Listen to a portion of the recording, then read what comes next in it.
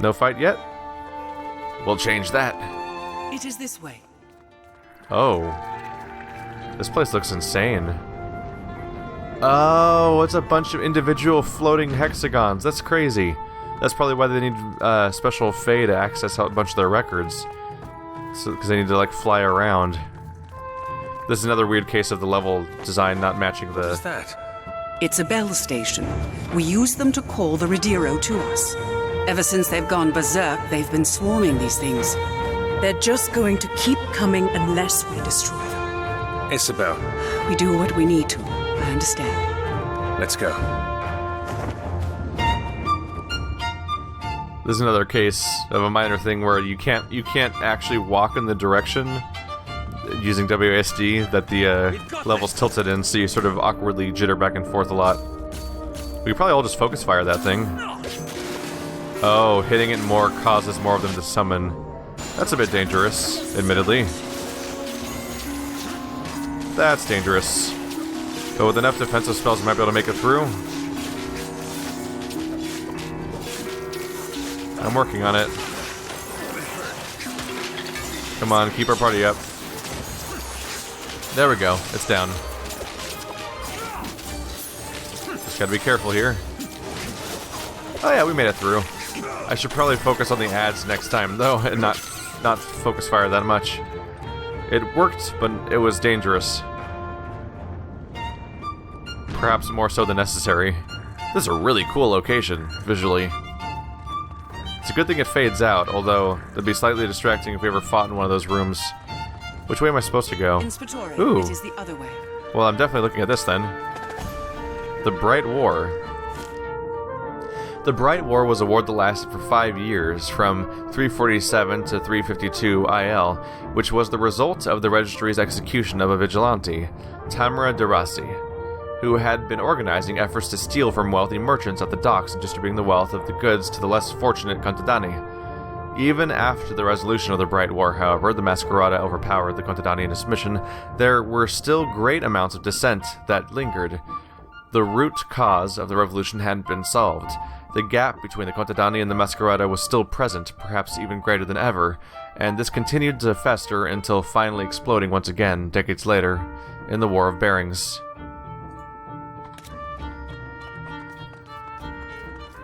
Definitely gonna grab every single one I can. By the way, as someone who plays a lot of Western RPGs on their channel all the time, can't help but notice how all these lore-heavy games that like you to read stuff a lot sure do like to have levels that take place in libraries. This game in particular basically made up definitions for 2 different kinds of libraries so they could then send you to both libraries. We just went from a library to another library, basically.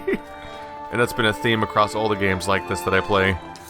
Which I find amusing, because it sure is awfully convenient for them to lore dump you.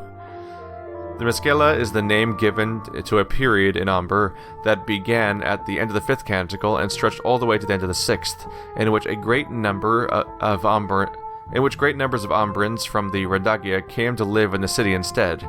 The settlements that led to the migration had long been building, as the difference in wealth and power between the two areas increased. And once the floodgates opened after the Song of Crimson Tides, the streets of Umber began to fill at an unprecedented rate. The influx of the city's population was so great that the registry had to implement a law to quell it, in which the settling of new families within the city was disallowed, for the city had, by the end of the 6th canticle, been filled to its brim.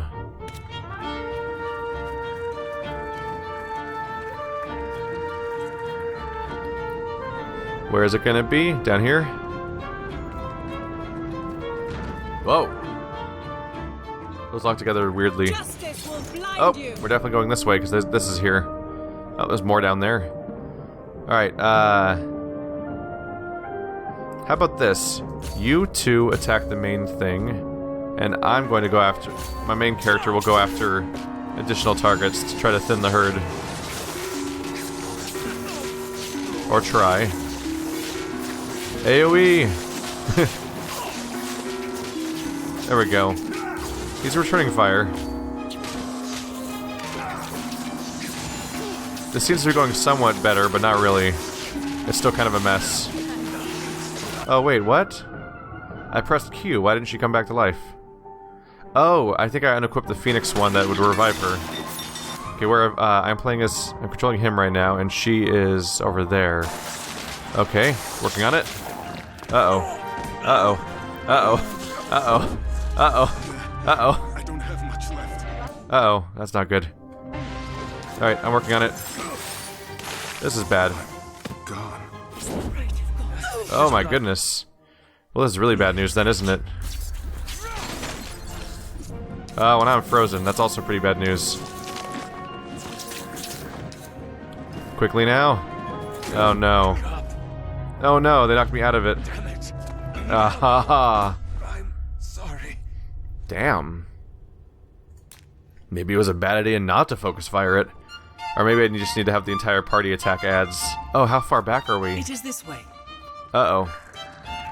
We'll just try this again. Last time went pretty well for me on my way here, which is because I had to redo the first fight, which is to have both tanky characters go after ads.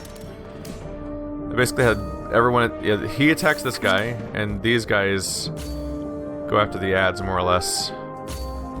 Actually, have you take care of the bottom path if I can. Yep, there he is. Let's try to get out of this AoE if I can, so... Go over here. Take manual control of you for a moment. There we go. There we go. That'll make a proper mess of things. I'm just going to try to focus on here as best as I can and activate all the damage reduction skills I have as we go. Wow, this goes chaotic really fast. Like, really fast. Watching for incoming AoE attacks. There's one. Quickly. Quickly. A spinning fire attack's really helpful for keeping myself alive. It actually took off an attacker while I was reviving. We're making good progress. Let's just keep going. You don't need to talk like that all the time. So this seems to be the way to go, so I should check the opposite room for what's probably some sort of entry. Look at this thing rolling along. Can I push it around? Yeah, because everything in this game is completely weightless, so you just push it around. Physics! It's actively strange to me that this game even has physics in the first place, honestly. It's just so unnecessary, I think. The Song of Crimson Tides was a decade of Umber's history, from 215 to 225 IL, in which the nation had to deal with fierce piracy that led to the deaths of a great number of merchants and traders. Fighting back against the pirates was an arduous process, but after a decade, Umber managed to curb the piracy enough that the merchants could travel without fear. In the long run, the Song of Crimson Tides brought more fortune to Umber than harm. In their efforts at keeping the pirates at bay, Umber effectively demonstrated its power to the nations across the belt, cementing in them the desire to gain Umber's favor. In their attempts at earning the goodwill of Umber, the various nations began altering their trade treaties in Umber's favor. Down we go! Gonna find every single damn one of these if I can. How's history doing, by the way? Only 4 left. Where they're gonna be. This will probably be the last few entries of the entire game that actually is stashed around in here. Waitlist nonsense items, yay! Because it is a historical location led by a historical guild, so it makes sense I'd find them here. Dementicata, or the Dementica. Weren't there also Dementicata? Was there ever a T there, or am I making that up now? I'm a little worried. Dementica. The cover read, Dementica, a lexicon, by Divina Vamus, for Ateran Vamus. Charming, Cyrus said, as he peered over my shoulder. The woman was quite creative with that title, no? Masha gave it to me today. She thought this was an appropriate gift to try and get me to consider joining the Vegelus, I said, pushing the thick book away from me. You didn't even do that well for the Accredita, exactly what I said. Why does she want you as part of the Vegelus anyway? I looked away, and hoped by the ages, Cicero, how long is this going to... By the ages, Cicero, how long's this been going on? You hear the smile in his words. He knew. Cyrus always knew. I don't know what you're talking about. She's been flirting with you, hasn't she? I would never have thought. This Masha girl, it's why she wants you to join her. His hearty laughter filled the room, and it took most of my strength to hold myself back from strangling him. I shouldn't ever have brought this up. Be one of the Vegelus, eh? I've heard the Contadani's filled with private pockets that no one... You're filthy. He laughed. I must say, though, what a way to court someone. Maybe intellectuals excite her, huh? I'm going to bed. Pity she isn't here to join you, he chuckled. I have never picked up the book again. The ancient writings that were found among ruins and on tablets were, until the second canticle, completely unintelligible. Many had thought, of course, that the symbols, the Dementicate... So that it is Dementicate. I'm not crazy being thrown at this the Dementica word being thrown at me all of a sudden with a slight variation. Many had thought, of course, that the symbols the Dementicate used and inscribed must have corresponded with the language that they spoke, which had come to be known as Dementica. So that's the name of the language. Without any bridge between writing and meaning, however, the road to deciphering the language remains concealed. All this changed when Ataran Vamus, one of the Valencios of the second canticle, salted. His mind was frayed, though not destroyed, and his wife, Divina Vamus, cared for him tirelessly and devoutly, despite his lack of lucidity. It was during one of Ataran's muddled moments that Divina, who had been the head Vegelus at the time, realized that something was off about her husband. She'd been doing research on the language, trying desperately to find some sort of sense within its symbols, when her husband came over and began reading the tablets and piecing together disparate pieces of her research. Initially, she thought it had simply been a case of nonsense. How could a man whose mind could barely hold itself together make any sense of a language long dead? Divina had no answers then, but postulated that whatever warped her husband's mind might have shaped it in such a way that he could see patterns within the inscriptions in order to make sense of the writings. Subjecting her husband to rigorous tests and further prodding, Divina compiled a lexicon of Dementica, and spent no more time questioning her husband's newfound ability. His ramblings, despite what she'd initially thought, proved to be uncannily accurate and consistent. Though it took a long time for her work to gain traction within the academic community, considering her rather unorthodox methods, Divina's lexicon proved itself time and time again to be adequate in assisting with translations, and was eventually adopted as an official guide to the language. That formed the base of the research into Dementica, and since then, much of what has been retrieved from the various ruins has been deciphered, translated, and preserved. Most of these translations reside in the Contadani, though there are others in the Assemblia as well. That's a big deal. That's directly related to what we learned involving Vasco, where he suddenly just has this understanding of a language that he should not really understand. There's gonna be another one over here, isn't there? The other way, Inspector. I hear you, which is why I'm going this way. Mascarada Origins.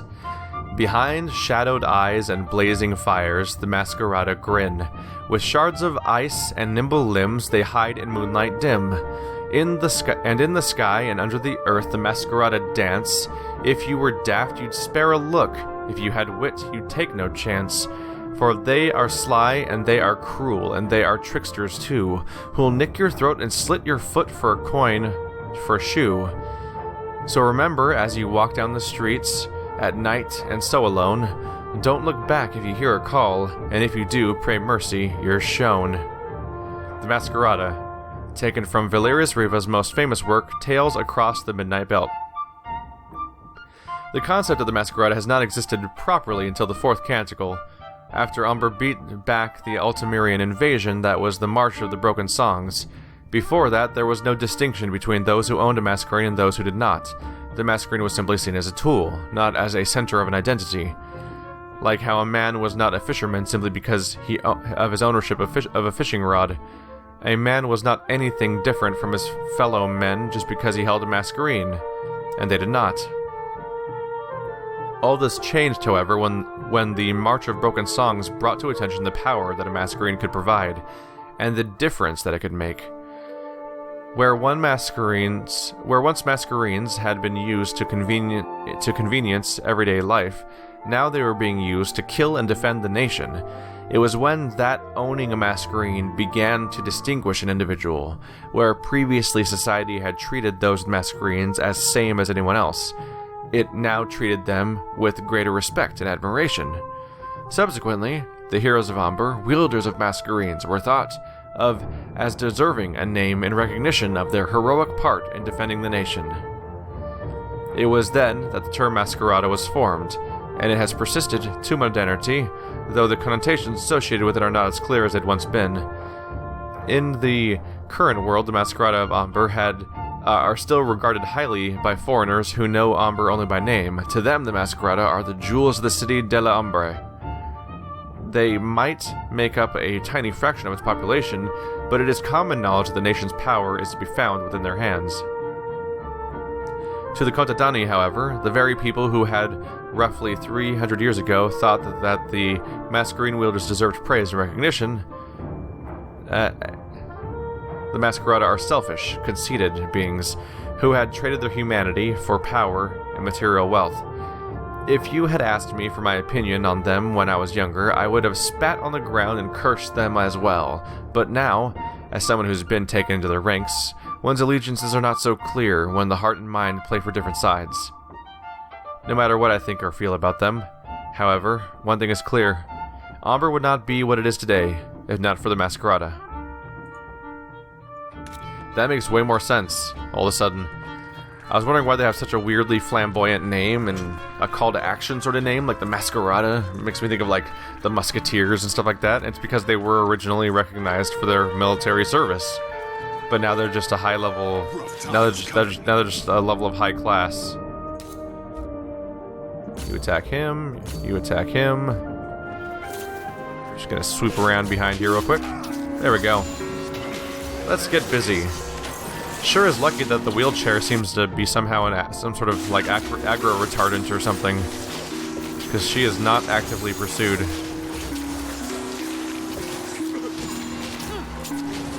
Oopsie. There we go. Making an effort.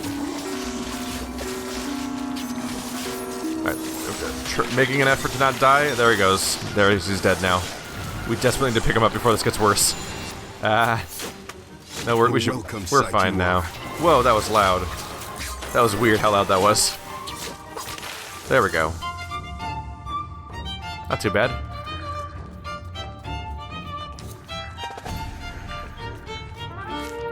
The Boris Solis origins. The story of the fall of the Luca Infinata is not uncommon knowledge. It was a guild that began with the best intentions, serving justice and protecting the innocent, but the city quickly spread its corrupting tendrils within its ranks. As the Luca flourished, and indeed it flourished, its pride grew with it. With every victory over lawlessness they achieved, their belief that they were the beacons of what was right in the city only strengthened, and they worked yet harder to purge every drop of injustice from the city. It was a vicious cycle of self-admiration which ended up blinding the guild to the fact that it had long strayed from the virtuous path. In the 6th canticle, the simmering apprehension about the Luca's growing adherence to the version of justice which had by then strayed somewhat from the general public's opinion of what was moral and ethical, came to a head when Judge Mistress of the Luca, Lorelea Ashty, conducted a raid on the Sanguelo, a guild that did not survive the events of the attack. She'd come to the conclusion that the Sanguelo had been involved in the smuggling of Tesseric weapons from across the Midnight Belt. Though once the Luca had infiltrated the ward and decimated the guild, there was little evidence of that. The Luca walked out, unapologetic. I believe the exact words of the Judge Mistress at the time were, some losses must be suffered in order to assure the good of the many. Certainly, it was easy for her to say that. The Luca lost not a single member in the raid, which had been conducted in the dead of night. Needless to say, the city did not take that well. If the Luca had the authority and capability to conduct such ruthless slaughter on baseless grounds, how safe was the rest of society? Worse still, the justice on the streets had been forgotten by the Luca. Ironically, they would act only if undeniable evidence of a crime was presented to them. They had no such reservations when they held their own suspicions, however. Society's response to the destruction of the Sanguelo was swift. At the time, there had been a coalition of smaller guilds that specialized in bounty hunting. Each of the smaller guilds had their own preferred methods of operation. Though they worked separately and often squabbled with each other for their bounties, the annihilation of the Sanguelo acted as an adhesive for the coalition. However, they had banded together...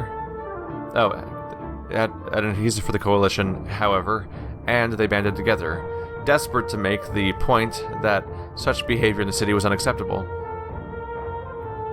Lorelai's deathly still body was found at dawn's light, a month after the loss of the Sanguelo. Her arms crossed peacefully over her chest, her skin pale as snow. She'd been poisoned in the middle of her court, and the perpetrator had entered and left without a trace. The day after, the Laboris Solis was founded. Since then, the Laboris has acted as a counterbalance to the Luca. Though the Luca had mellowed after Lorelai's assassination, they hadn't returned to the ways of their predecessors, and the people of the streets, Contadani mostly, needed to turn to someone for justice. The contracts of the Laboris became that avenue. It is not difficult to understand a contract. Upon suffering an offense of any sort, one simply need visit any of the Laboris' chapters and pay a nominal fee for an investigation to be conducted. The Laboris then verifies the truth, and if it turns out that the purported perpetrator is indeed guilty of the crime, then the rest of the fee is collected and the contract is issued. Any member of the Laboris is free to accept a contract and will be compensated accordingly once the target has been dealt with in whatever way the head of the guild, the Kyrios, has deemed appropriate. It would be easy to compare the Laboris to a group of hired assassins, but they are truly so much more. The Laboris have a strict moral code that they follow when issuing contracts, and it is not one that has been corrupted by the city. Yet. Knowing the current Kyrios, however, I am confident that will stay that way for a while more. Yeah, luckily enough, it's Vasco. And it's not just Vasco that you've learned to trust as Vasco, but also somebody you already had reason to trust beforehand because you knew them before then, too. So you have multiple reasons to think that they probably won't screw up. Yay! The world is saved-ish.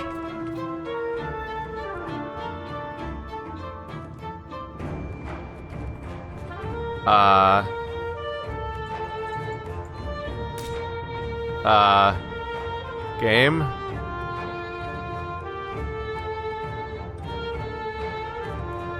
There's a little hourglass down here, but it's not moving, and I'm worried.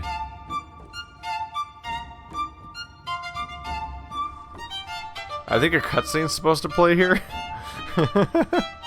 Probably relating to the fact that we're stuck in a dead end. But instead, nothing's happening. And I'm worried that if I load my checkpoint, it's going to start over the entire floor again. Which would be a bummer, because I've already done that once. Oh man, well I guess we'll just wait it out.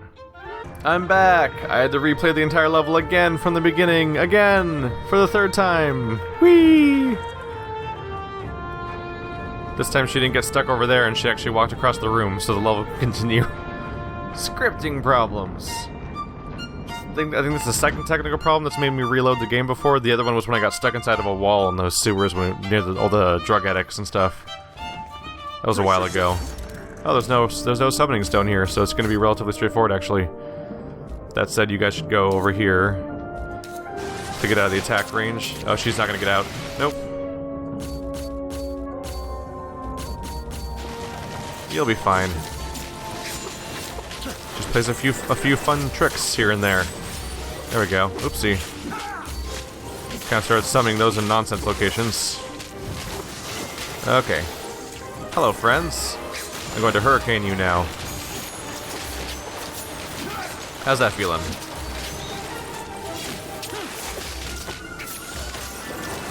Boom.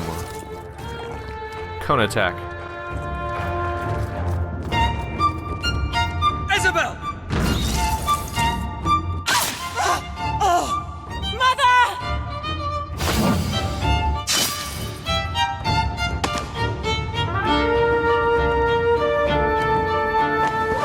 I'm fine.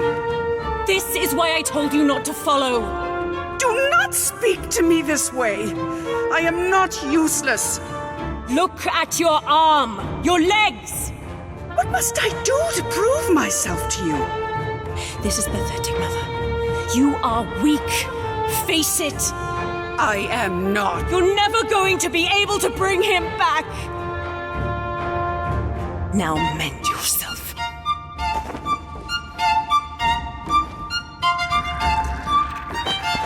She was right. I don't want to hear it. You blame her for your father's death. We are wasting time. She made a mistake. So she should pay for it. That is the Luca way. That is the coward's way. How dare you? You say your father inspired you, then act like it. What? Your father loved your mother despite her weakness. He died following his heart, not his duty.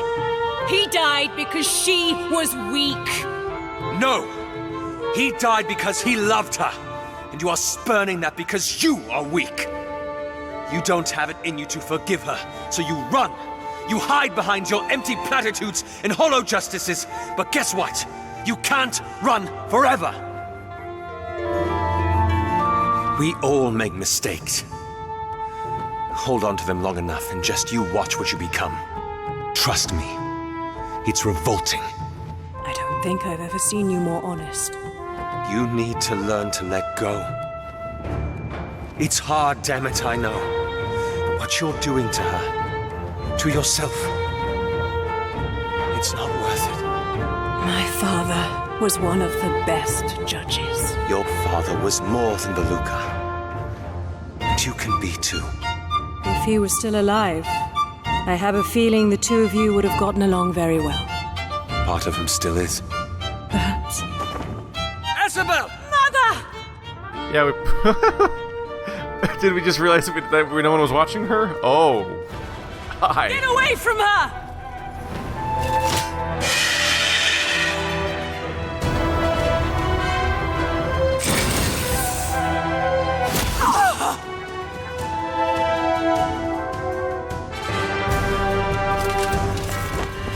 The Misted Isles. That must be where it's taking her. Cicero, you were with my mother when she found the route. 57. I know the way. We're almost at the end. Come on! That's rough. Maybe people should have been keeping an eye on her when she ran off a bit, huh? That seemed like a big deal. The girl in a wheelchair goes rushing ahead. Kinda dangerous. Songstresses. Origins. The Songstresses are a special group of Mascarada that are too small to truly call a faction, but who hold so much significance in our society that they cannot be ignored. The concept of a songstress did not exist until the 6th Canticle, when the increased immigration forced the Mascarada to explore more daringly into the Fey-infested regions of the city. Until the Masquerada, these areas were essentially considered barren. The Fey that guarded them were dangerous and not to be tempered with, though they kept mostly to themselves in the areas around the various ruins. This slowly changed as more and more people came to the city after the Song of Crimson Tides in the 5th Canticle, and space became greater and greater a commodity. One of the ruins that this expansion claimed for the citizens was what was called at the time the Black Crib, an expansive ruin that sat close to the heart of the city. Fey were most numerous there, and the sheer amount of rubble that was in the area, hundreds of feet high, made the task of colonizing it incredibly daunting. It was, however, the boundary of the city, and no one knew just how much space lay beyond that hill of rubble that could be developed. And so, pressured by the increase in the city's population, the registry commissioned expeditions out into the Black Crib to cleanse it and remove the rubble. The adventurers that accepted the task went in with the intention of clearing stones and getting paid, but they left the ruins with knowledge that would change the city forever. As they killed Fey and cleared the ruins, they came across living branches of a tree that poked out from the mound of rubble. As they continued to dig down, they discovered small gems, and as they reached the bottom, they discovered strange contraptions that the likes of which had never before been seen by anyone in Umber. With hindsight, Today, we know that those were, in order, the singing tree, chimes, and vocifers. Needless to say, the expedition sparked great interest in the ranks of the Vegelus, and as what was to be the singing tree continued to be unearthed, the Vegelus continued to understand the ancient contraptions that were left behind. No sooner had the singing tree been fully excavated than the Vegelus discovered the mechanisms behind the vocifers. The breakthrough was considered momentous. Momentous by the Vegelus, who saw the chimes as having the potential to record the histories of the world, stories that would last forever. They decided that the first thing that was to be stored in a chime would be, appropriately, the song of the first founder of Umber. And it was thus that the tradition of storing songs and legacies in chimes, instead of parchment, was developed. Following the creation of this tradition came the formation of the group that was to be in charge of these stories, and a sect of the Vegelus dedicated themselves to preserving these stories and being custodians for the tree that housed them all. That's 25 out of 26 on history.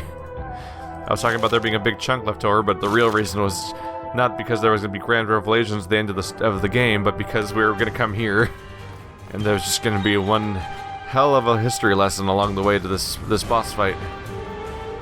So where's the big guy hiding out? And do I get checkpoints along the way?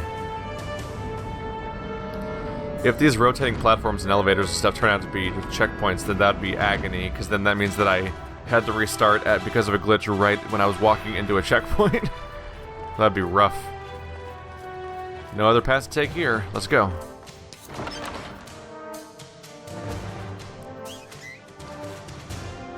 The Assemblia, Inner Plains.